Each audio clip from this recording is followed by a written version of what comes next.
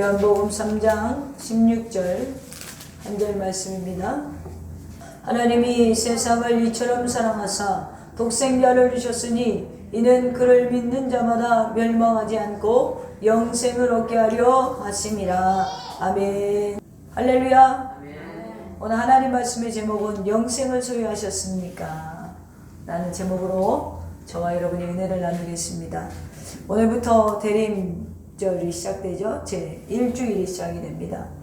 대림절은 성탄절의 전 4주를 말합니다. 이 기간에는 하나님이 우리를 얼마나 사랑하셨기에 당신의 아들을 내어주셨는지, 그리고 조림하신 성탄의 밤을 기억할 뿐 아니라 다시 오실 재림 예수 그리스도를 향한 그 기대를 갖는 미래적 소망을 갖는 신앙으로 자라나가야 하는 기간입니다. 아무래도 우리가 이 구교회보다 신교회는 이런 절기 같은 것을 간소화해서 예배를 많이 드립니다. 그러나 우리가 이 기간에 어떤 절기를 지키는 것보다도 우리 개신교는 마음으로 준비하고 마음으로 주님을 기리는 심령의 부흥을 이루는 그러한 역사가 일어나기를 축원합니다. 어느 북한에 선교하며 중국과 북한을 다녀온 목사님의 간증이 있습니다. 저들이 큰 소리로 외치지 못하고 말하지 못하지만 사형장에서 십자가는 아니지만 그 틀에서 순교하면서 그 흘린 핏소리가 가는 곳마다 다 들렸고, 밤에는 가위가 눌리며 잠을 못 자고 괴로워하는 성도들을 굉장히 많이 본다고 합니다. 어떤 성도가 40년 동안 예수님을 믿으면서 그 북한 당국에 걸리지 않고 믿는 자가 이 선교사님을 만나게 됐어요. 그때 이 선교사님에게 그 성도님이 이렇게 고백을 했대요. 순교할 자신이 없어서 월남해버린 남조선 성도들이 변질되지 않기를 저는 40년 동안 기도했습니다. 여러분, 이렇게 목숨을 걸고 예수를 믿는 이유가 여러분은 무엇일 것 같습니까? 좀 우리와는 다른 신앙일 것 같죠? 뭐 그냥 대충 믿다가 밖에 들어오면 뭐 그 순간에 부인하면 뭐 주님이 또 뭐 우리를 용서해 주시겠지 뭐. 우리나라도 그런 분들이 있었죠. 그 순간에 가보지 않으면 저도 그렇고 여러분도 그렇고 주님을 배교할지 안 할지 사실은 그 순간에 가봐야 하는 거예요. 아무도 모르죠. 그런데 이런 성도들 40년 동안 오히려 월남해버린 성도들이 신앙이 변질되지 않도록 중보하는, 다른 성도들이 죽어가는 그 핏소리를 들으면서 하나님 앞에 두려움에 떨면서도 그 하나님을 버리지 못하는 이런 성도들의 믿음, 왜 이렇게 믿을까요? 이 해답을 베드로 사도가 사도행전 4장 12절에 답을 주는데, 베드로 사도가 뭐라고 하냐면 천하 인간의 구원 얻을 만한 다른 이름을 우리에게 주신 일이 없음이니라. 바로 우리가 예수 그리스도의 목숨을 걸어야 되는 이유는 다른 이름으로는 구원을 얻을 수가 없기 때문에 그래요. 다른 이름으로는 구원을 받을 수가 없기 때문에 이 성도는 40년 동안 울며 기도했던 것입니다. 오직 예수 그리스도만이 구원의 길을 여시기에 이들은 목숨까지도 아끼지 않고 신앙의 길을 가는 것입니다. 오늘날 종교 다원주의가 성공하는 이때에 교회 강단에서조차 예수 그리스도만이 길이요 진리요 생명이라고 하면 보수적이고 독선적인 목회자로 취급받는 시대가 왔어요. 강단에서 시사적인 이야기, 또 종교적인 이야기, 문화적인 이야기, 도덕적인 이야기는 많이 해도 예수 그리스도의 죽으심과 부활과 오직 예수 그리스도만이 우리의 생명 되시고 우리의 메시아 되시고 우리의 주관자 되신다는 이야기를 잘 하지 않습니다. 여러분, 오늘 이 시대에도 여전히 예수님은 오직 길이요 진리요 생명이신 예수님인 줄로 믿으시기를 바랍니다. 왜 그분만이 나를 구원에 이르실 수 있습니까? 여러분, 오늘 복음이 편질되고 있어요. 그런데 놀라지 말아야 될 것은 예수님이 살아계신 공생의 당시에도 변질되는 믿음을 소유한 이들이 많았습니다. 예수님 공생의 당시에도 따르던 사람들이 크게 둘로 나눌 수가 있어요. 첫째는 무리이고 둘째는 제자예요. 마태복음 5장 1절에 보면 예수께서 무리를 모시고 산에 올라와 앉으시니 제자들이 나온지라. 성경을 자세히 보면, 신약 성경을 보면 제자와 무리로 나누고 있어요. 예수님을 다 따라다니는데 어떤 사람들은 제자들이라고 부르고요, 어떤 사람들은 무리라고 불러요. 여러분, 성경을 보면서 이것을 발견해야 돼요. 오늘 교회 안에도 예수님의 제자가 있고요, 어떤 사람들은 무리가 있어요. 더선교회 성도들은 저는 무리가 되지 않기를 축원합니다. 예수님의 제자들이 돼야 돼요. 그렇다면 무리와 제자가 왜 다르기 때문에 왜 우리가 제자가 돼야 될까? 겉으로 보면 무리와 제자들이 별 차이가 없어요. 첫째로 무리들도 제자들처럼 주님을 열심히 따라다녔어요. 마태복음 4장 25절에 보면 허다한 무리가 쫓으니라. 마태복음 8장 18절에 보면 무리가 애우쌈을 보시고, 마태복음 13장 2절에 보면 큰 무리가 그들에게로 모이거늘, 마태복음 14장 13절에 무리가 듣고 여러 고을로부터 걸어와서 쫓아간지라. 무리들도 동으로 산으로 물 건너로 예수님이 계시다면 불이 나게 쫓아다녔어요. 또 두 번째로 동일한 게 뭐냐, 무리들도 주님의 교훈을 듣고 감탄했어요. 마태복음 15장 10절에 무리를 불러 이르시되, 마태복음 12장 46절에 무리에게 말씀하실 때에, 마태복음 13장 30절에 무리에게 비유로 말씀하시고, 마태복음 7장 28절에 무리들이 그의 가르침에 놀래리. 자, 보세요. 무리와 제자는요, 다 예수님을 쫓아다녔어요. 그리고 예수님의 말씀을 탁 듣고 감탄했어요. 오늘날 교회 안에 여기에 은혜 있대요, 저기에 은혜 있대요, 아직도 따라다니는 분들이 있긴 있더라고요. 그리고 교회 대예배에 나와서 주일은 꼭 지켜야 돼, 이거 주일 빠지면 왠지 찜찜해, 그리고 교회 나오는 사람들이 있어요. 그리고 말씀을 듣고 맞아, 목사님 말씀이 맞아, 그리고서 감탄하는 사람들이 있어요. 또 뭐예요?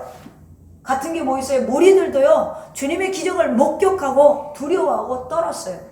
마태복음 9장 8절에 무리가 보고 두려워하며, 마태복음 9장 33절에 무리가 기여겨 가로되, 마태복음 14장 19절에 제자들이 무리에게 주니. 자, 뭐예요? 그럼에도 불구하고 이 무리는요, 중요한 게 있어요. 제자들과 다른 게 뭐예요? 주님을 떠났어요.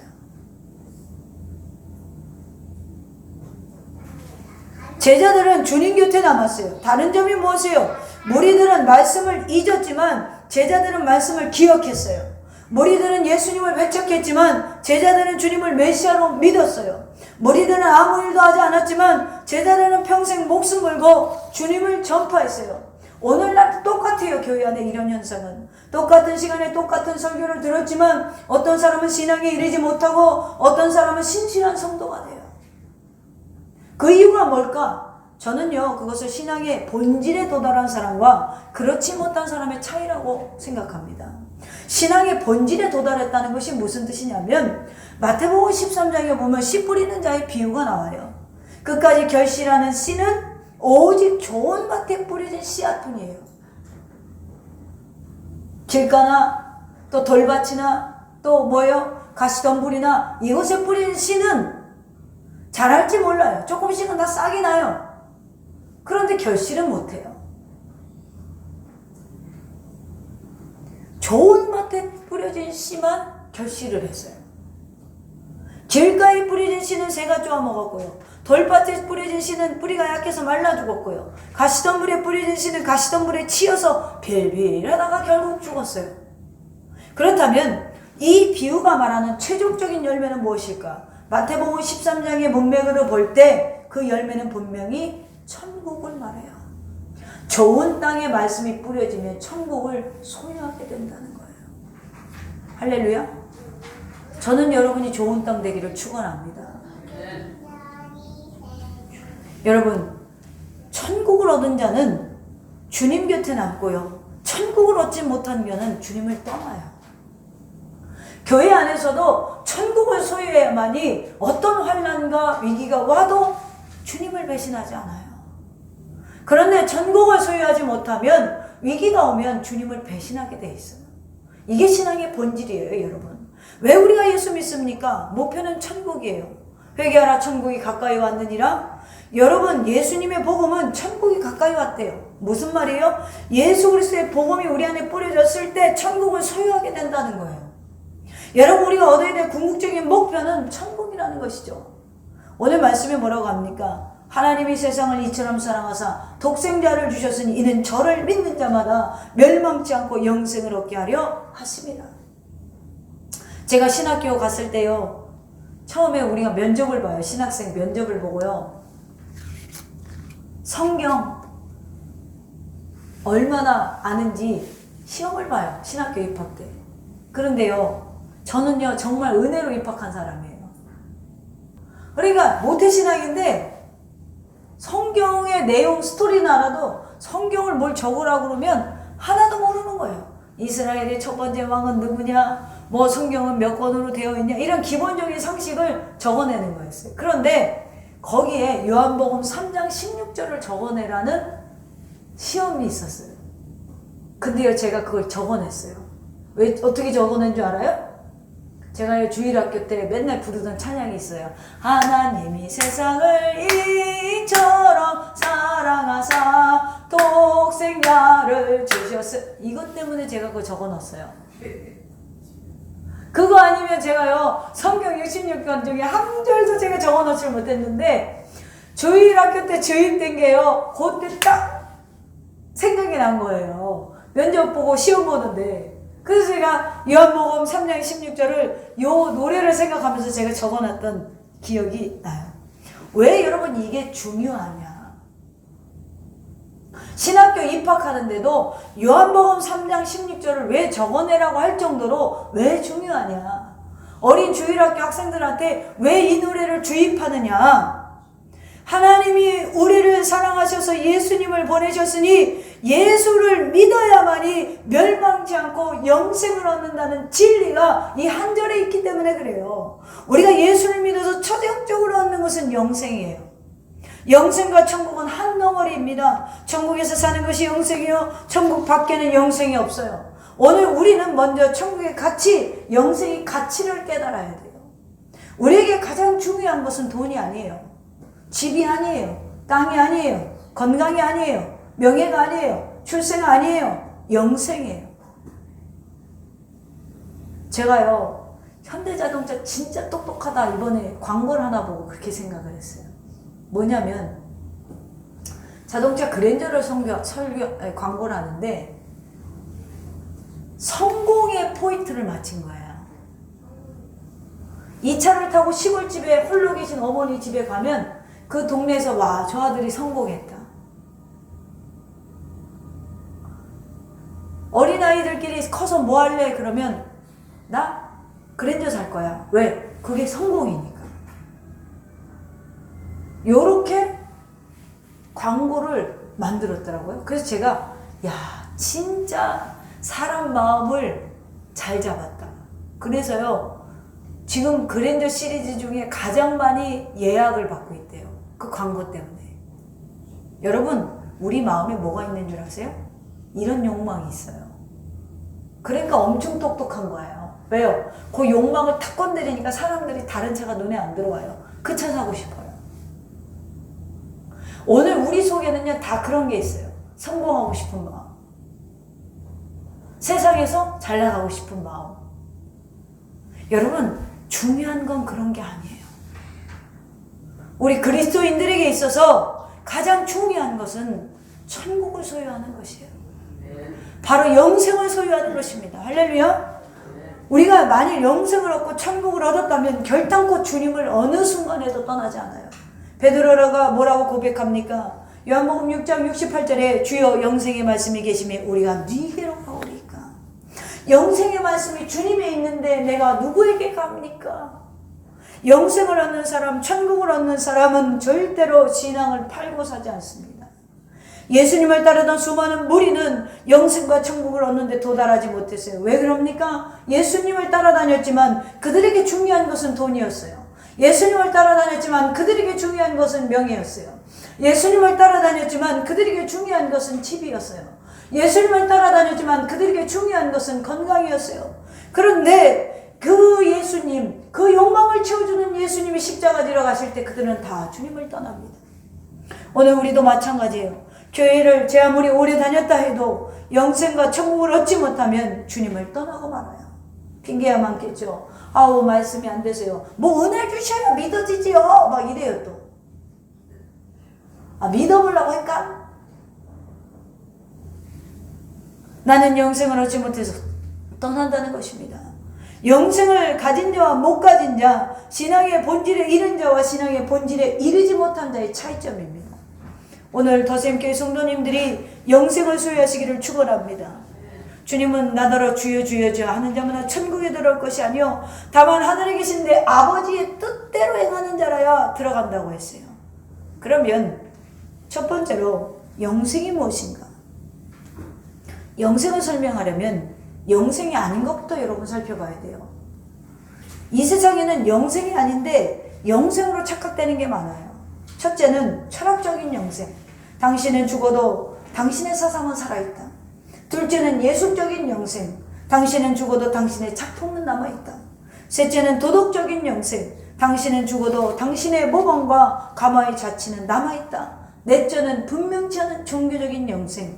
당신은 생전에 착한 일을 많이 했으니 죽으면 좋은 곳에 갈 겁니다. 어디로 가는지 몰라도 그냥 좋은 곳으로 간다고 생각해요.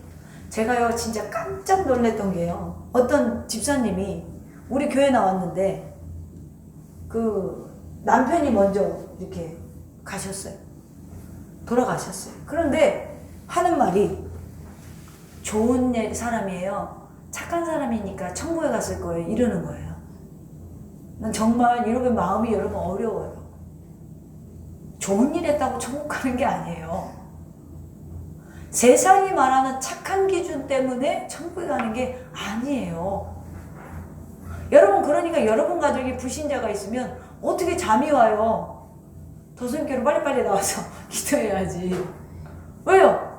착하다고 천국 가는 게 아니에요. 착해서 천국 갔으면 난 100번도 더 갔어. 착하다고 천국 가는 게 아니에요.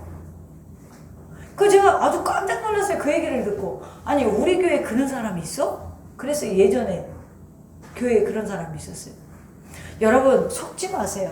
이 다 영생이 아니에요. 영생은 철학이 아니에요. 예술이 아니에요. 오늘 우리가 이 본문을 이해하려면 앞부분을 좀 이해해야 돼요. 앞부분에 뭐가 나오냐면 니고데모와 예수님의 대화가 나와요. 그런데 주님이 뭐라고 그러냐면 니고데모가 밤에 찾아와서 2절에 보면 라삐여 우리가 당신은 하나님으로부터 오신 선생인 줄 아나이다. 하나님의 아들까지는 모르고 있죠. 하나님이 함께 하시지 아니하면 당신이 행하는 이 표적을 아무도 알 수 없음이니이다. 예수님이 나타나는 이 기적과 표적을 그냥 선지자처럼 생각했던 것 같아요. 뭐 엘리야나 엘리사처럼.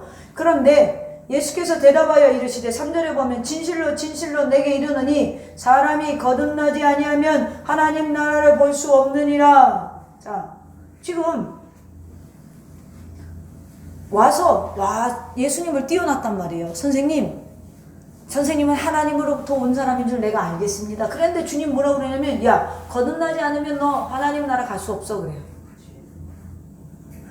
4절에 니고데모가 이르되 사람이 늙으면 어떻게 날 수 있사옵나이까? 두 번째로 모태에 들어갔다가 날 수 있사옵나이까? 물어요. 자, 엄마 뱃속에 도로 들어갔다가 나오냐는 거죠. 저는 이걸 한번 상상해 봤어요. 제 키에 우리 엄마가 더 작잖아요. 근데 엄마 뱃속에 제가 들어가면 우리 엄마 죽겠죠?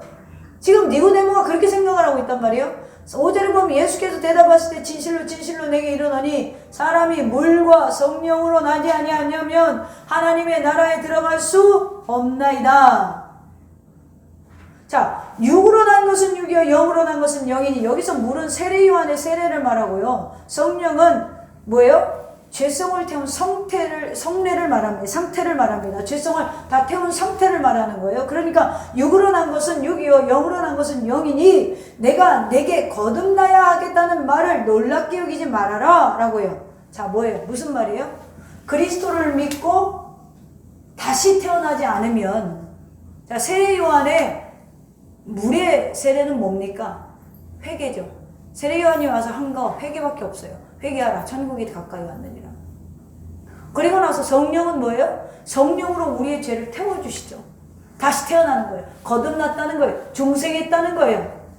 그러니까 뭐라고 그래요? 육으로 난 것은 육으로, 영으로 난 것은 영이니 라고 말하죠.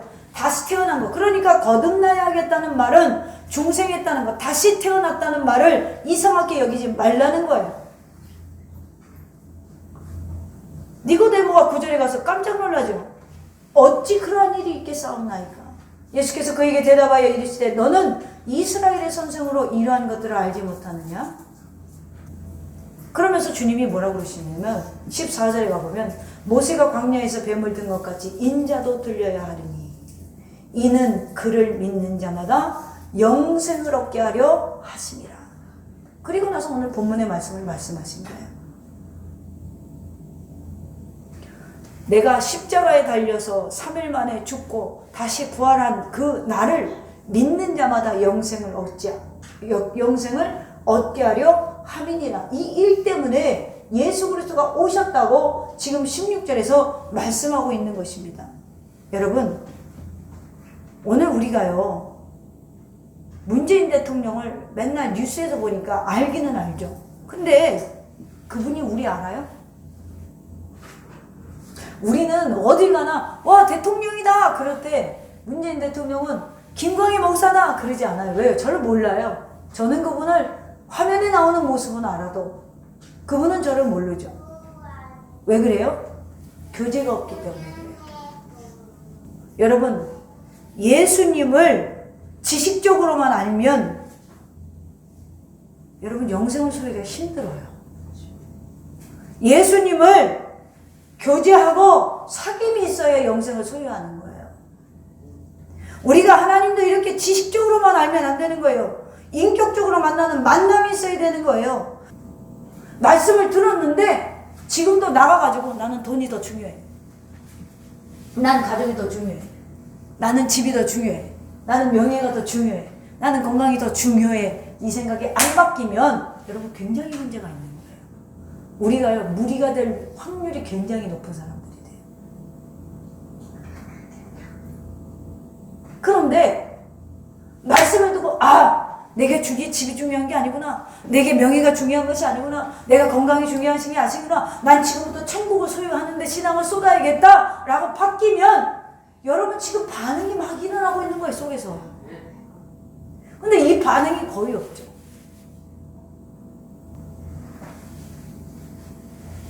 여러분, 영생은요, 하나님 나라에 이르면 안 돼요.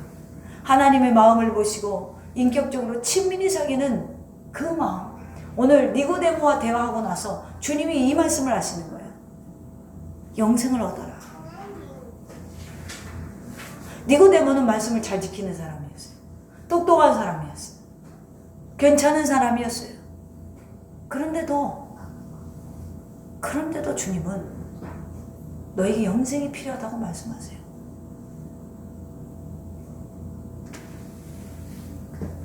생명의 근원이신 하나님을 여러분 마음속에 모시기를 바랍니다. 그래서 중생하는 자, 새롭게 태어난 자, 거듭난 자가 되시기를 축원합니다. 여러분, 하나님과 사귐이 끊기면요, 그때부터 상태가 죽는 거예요. 죽음은 소멸이 아닙니다. 육체적인 죽음은 영혼이 육체를 떠나는 것에 불과해요. 영혼이 떠난 육체는 죽는 거예요. 영혼 없는 몸이 죽은 것 같이 야고보서 2장 26절의 말씀처럼 육체는 영혼이 떠나면 아무것도 아니에요. 흙에 불과해요. 그런데 우리는 여기에 집착하고 살아가요. 중요한 것은 우리가 영혼이 사는 거예요. 마지막 날 주님께서 부활하셔서 우리도 부활체가 되었습니다. 영원히 사는 것입니다. 하나님과 함께 살면 천국이요, 하나님 없는 곳에 사는 것을 지옥이라고 합니다. 그러므로 천국과 지옥은 이 세상에서 벌써 시작이 돼요. 만일 여러분 마음속에 하나님을 모셨으면 이미 천국이 시작된 것입니다. 만일 여러분 마음속에 하나님이 없으면 이미 지옥에 살고 계신 것입니다. 그러므로 사랑하는 성도 여러분, 무리가 되지 마시고 제자가 되시기를 축원합니다. 하나님을 어떤 상황에서도 떠나지 않는 천국을 소유한 자가 되기를 축원합니다. 두 번째로, 이 영생은 오직 믿음으로 얻습니다. 그러면 어떻게 하나님의 품으로 돌아갈 수 있을까? 어떻게 하나님을 알고 하나님과 사귈 수 있을까? 오늘 그 해답입니다. 누구든지 저를 믿는 자마다. 믿음은 바라는 것들의 실상이요, 보지 못하는 것들의 증거니. 여기에요, 기적을 갖다가 붙이는 사람들이 많은데요, 사실은요, 깊이 말씀을 보면 이 믿음은요, 천국을 상징하는 것입니다. 천국이 보이지 않고 만져지지 않고 그리스도가 만져지지 않고 보이지 않아도 우리는 믿는 거예요. 그를 믿는 거예요. 이건 누구든지 제한이었습니다. 하나님을 만나는 것은 노력의 산물이 아니에요. 다시 말씀드려서 하나님은 노력으로 만날 뿐이 아니에요. 고행으로 만날 수도 없어요. 선행으로 만날 수도 없어요. 중세 수많은 수도사들이 이단이 된 이유는 하나님을 빼고 덕만에 집착을 했기 때문에 그래요. 여러분, 순서가 바뀐 거예요. 하나님이 들어오면 덕을 쌓게 되는 것이에요. 하나님이 들어와야 선한 행실이 나오는 거예요. 절제도 하나님이 도와주셔야 절제가 되는 것이지. 그런데 하나님을 빼고 절제하고 돌을 닦고, 여러분 그런 사람들은요 저 위에 더 많아. 저 위에 산에 올라가면 용궁사 있잖아. 거기 가면 더 많아.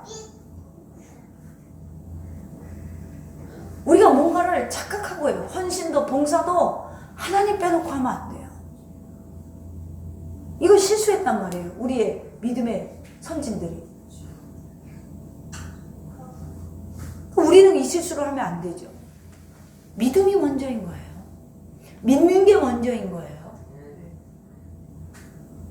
하나님은 선행이나 고행으로 만나는 분이 아니에요.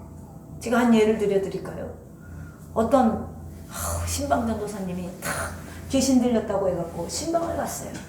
신방에 가가지고 일심으로써 막 랄랄라 또 막 그러면서 귀신을 막 내쫓았단 말이에요. 근데 이놈의 귀신이 안 나가 그러는 거예요. 귀신들 하면 그려. 가서 좀 봐봐.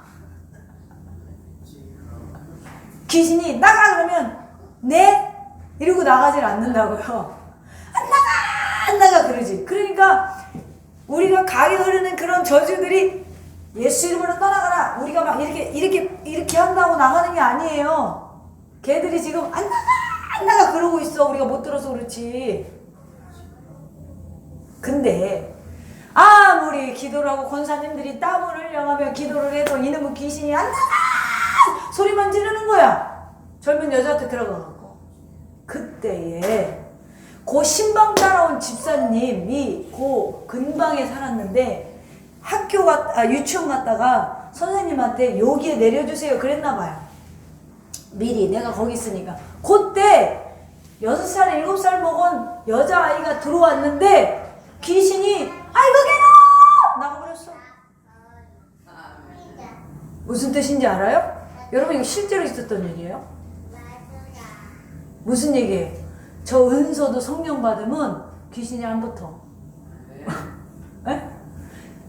작다고 크다고 문제가 아니에요.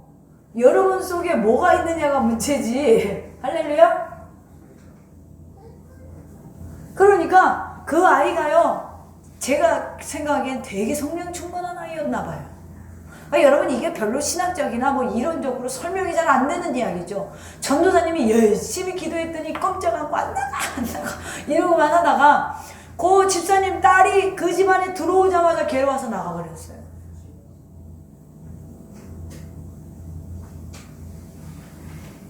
아이는요 믿음이 순수해요. 우리는요 믿음이 계산적이에요. 성인이 되면. 저도 어렸을 때는요 믿음이 엄청 충만했어요.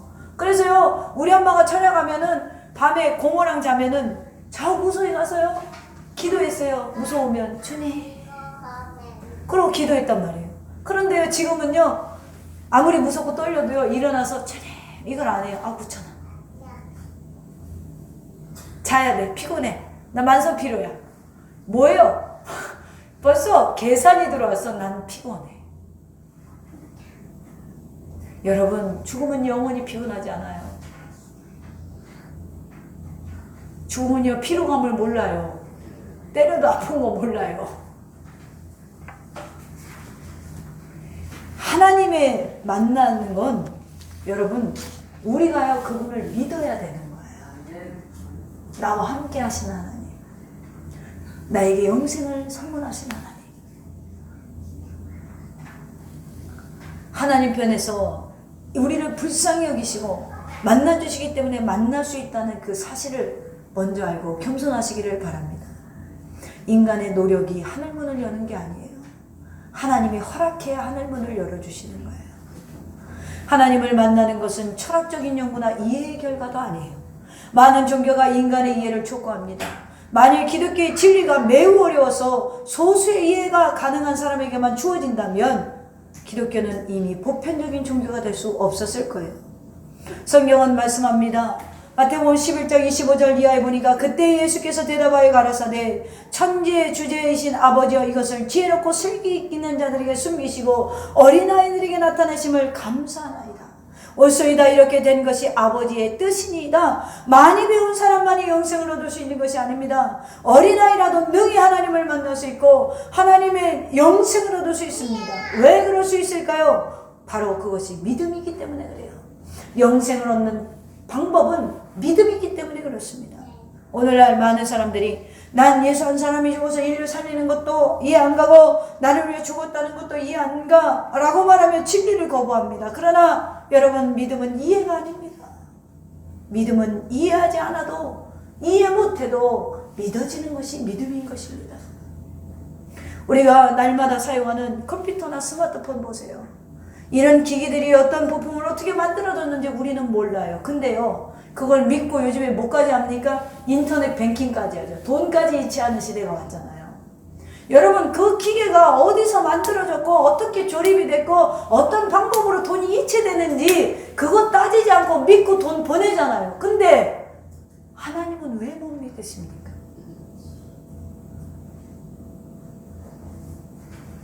스마트폰 보고는 묻지도 따지지도 않고 믿으면서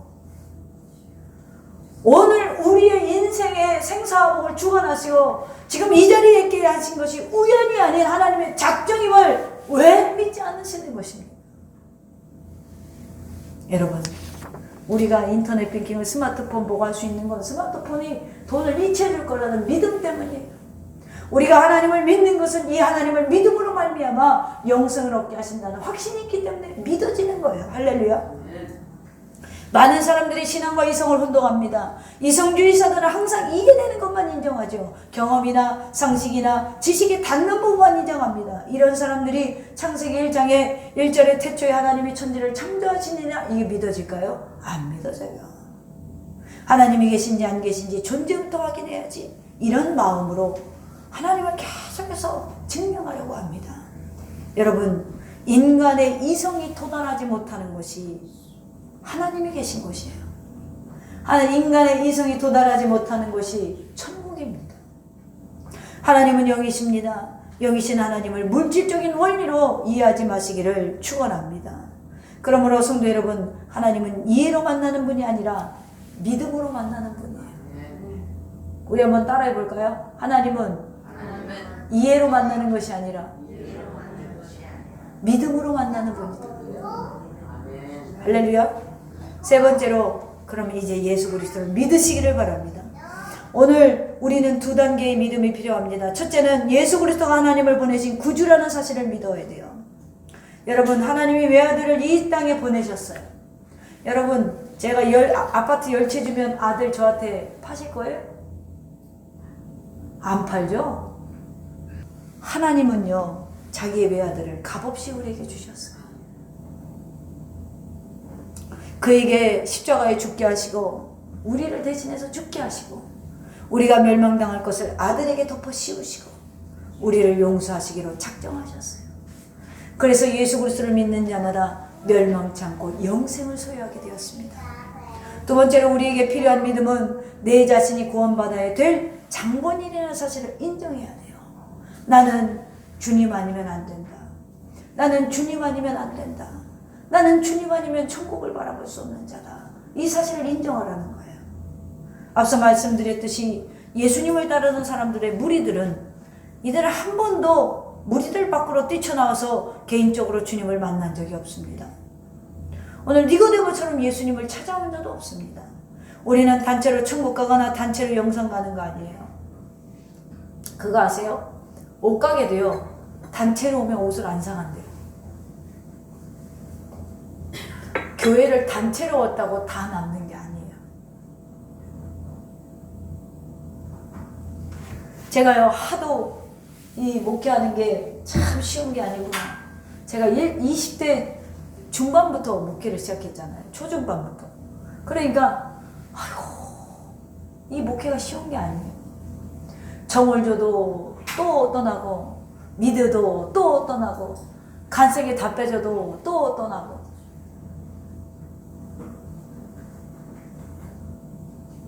그래서 제가 용종이어가지고는요, 매번 교회를 이전할 때 이런 생각을 해요. 이번에는 믿지 말아야지. 그런 생각을 해요. 내가 이번에는 성도들한테 상처를 안 받으리라. 내 인생의 목표예요, 그것이. 근데 그랬더니 또 믿어져. 믿어지는데 어떡할 거야? 또 기대하게 돼, 성도들한테. 근데요, 목회를 이만치 했더니요, 저 사람이 남을지 안 남을지요, 대충 감이 와요. 그놈은 예언의 은사를 안 받아도 왜 이렇게 백발백중을 하는지. 왜 그럽니까? 몰려다니는 게 다가 아니라요, 여러분 교회 와서 예수님을 만나려고 하셔야 돼요.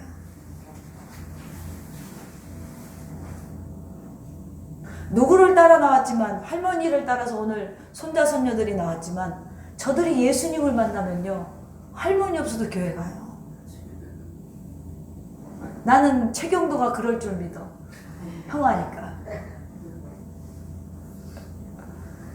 우리가요, 무리들 밖으로 이제는 뛰쳐나와서 주님을 개인적으로 만나야 돼요. 깊은 교제가 있어야 된다는 거예요. 모든 사람은 각자 개개인이 주님을 만나고 영접해야 돼요.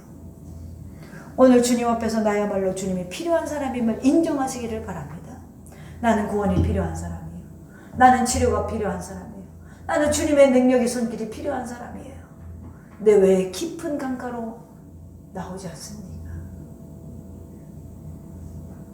왜 너 인생은 언제나 거기서 얕은 물가에서 찰싹찰싹.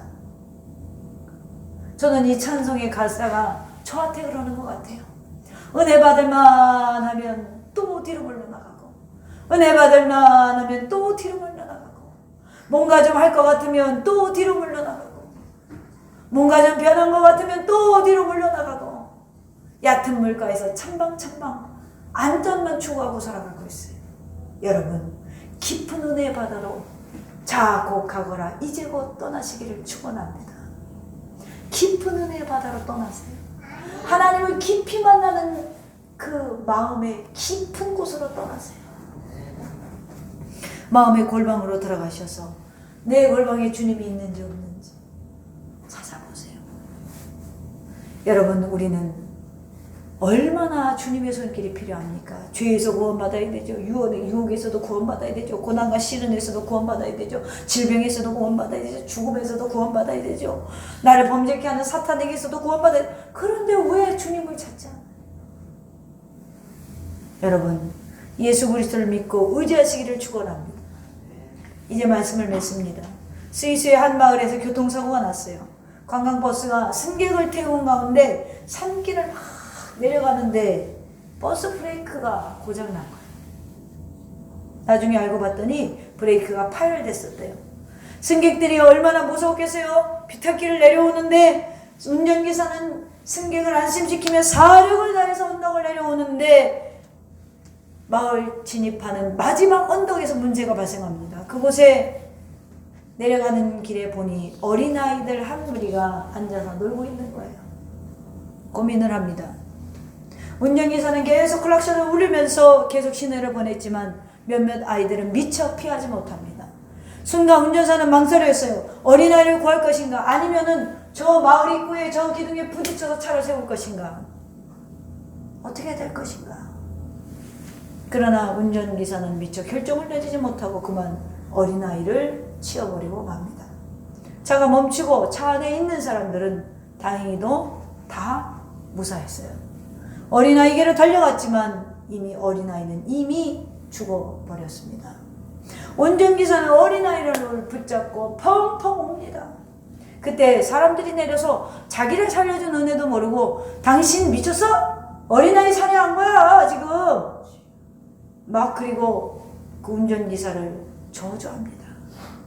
그때 먼 발치에서 바라보던 한 아주머니가 군중을 향해 외칩니다. 운전기사를 욕하지 마세요. 저 죽은 아이는 운전기사의 하나밖에 없는 아들입니다.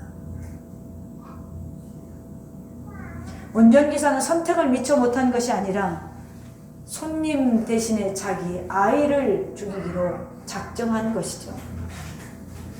운전사는 사람들을 살리기 위해서 자기 하나밖에 없는 아들을 희생시켰습니다. 승객들을 위하여 자기 아들을 희생시킨 이 운전자의 마음이 바로 우리 하나님 아버지의 마음임을 여러분 잊지 마시기를 바랍니다. 이 운전사처럼 우리 하나님이 우리를 사랑하셔서 그 아들을 희생하셨기 때문에 우리가 살아난 거예요. 그 아들이 희생했기 때문에 그 버스 안에 사람들이 살아난 것처럼 여러분 이 사랑을 믿고 여러분은 왜 영생이 없는 자처럼 사십니까? 왜 세상에 갈급하여서 항상 배고픈 얼굴을 하고 사십니까? 왜 우리 안에 이 가장 큰 소유를 버리고 세상에 부질없는 것들로 채우시려 하십니까? 이제 이 영생을 주시러 오신 예수님을 믿고 참제자가 되시기를 바랍니다. 여러분 성탄을 맞이하면 이 기간에 여러분 성탄의 의미를 뭘로 생각하십니까? 주님은 여러분을 사랑하셔서 피조물의 뱃속에 여러분 들어가시기로 작정하셨어요. 낮고 또 낮아지고 또 낮아지고 여러분 구유에서 태어나셔서 낮아졌다고 하죠? 아니요. 그 전부터 당신이 맞는 피조물인 죄인인 인간의 뱃속에 들어올 때부터 주님은 가장 낮아지시기로 작정하신 거예요.